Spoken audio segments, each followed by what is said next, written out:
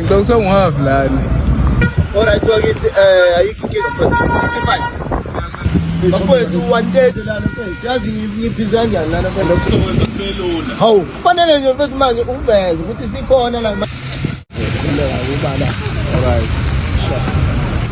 Mpumelo Mseleku ke uyajajwa ngabantu ngenxa yoba ke kuviwa into yokuba akabahoyi kakuhle abantwana bakhe. Sawukhabe sibafaka nabanye ke nangona singayazi ba ithini into yakhe nabo, but ke kuba sisiva ngoTirelo uba uyamsokolisa kwa unyana wabo uSingabakho. Molweni ndinamkela kuMamgobhozi TV. Soko Mpumelo ubhizi ke ku-social media uye wafaka ke ipost apho ke ebonisa besenza inyama yenkukhu, bethengisa iinkukhu, besoja iinkukhu, ebonisa ngathi naye ke he is part of that business. Ayengeyoqala ke into elishishini elinokutya phakathi asukuyibonisa. Ikhona enye restaurant aweye kuyo elive ebonakalisa ke esebenza nabanye sisi besenza orders. Saqomba okay inoba ke uvulile ke ikhitchi uyathengisa kusengathi kundawo yokuphithizelayo kuse-town, andiyazi ke leba yaphelela phi. So ke nale uyawafaka abantu bamgxeka ke ku-comment section bathi we hope ba uyabondla abantwana kulonto ubhizi uyenzayo. Khona ke nenye ipost ebeyifakile uMpumelelo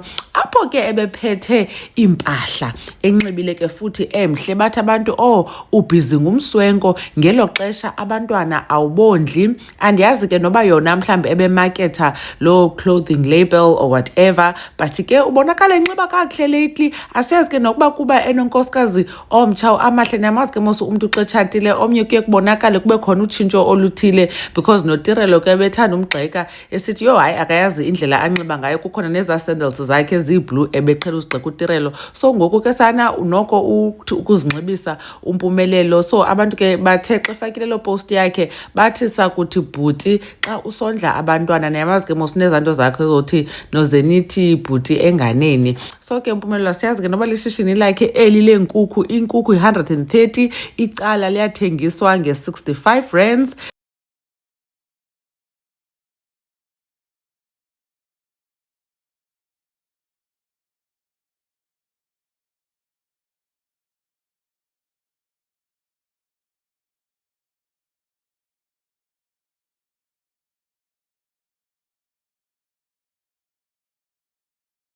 Andikho sure ke uba iphi kanye le ndawo bathengisa kuyo, kodwa mhlawumbi ndingayobona phaa kwi-page yakhe on Instagram.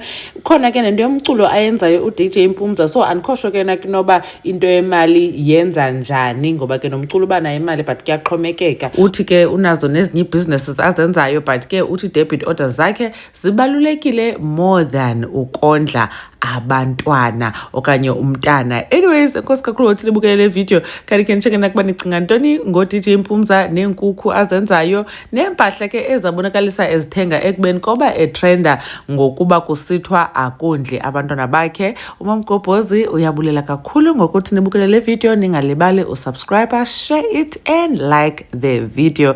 Nanibona ke guys kwi video elandelayo. Bye.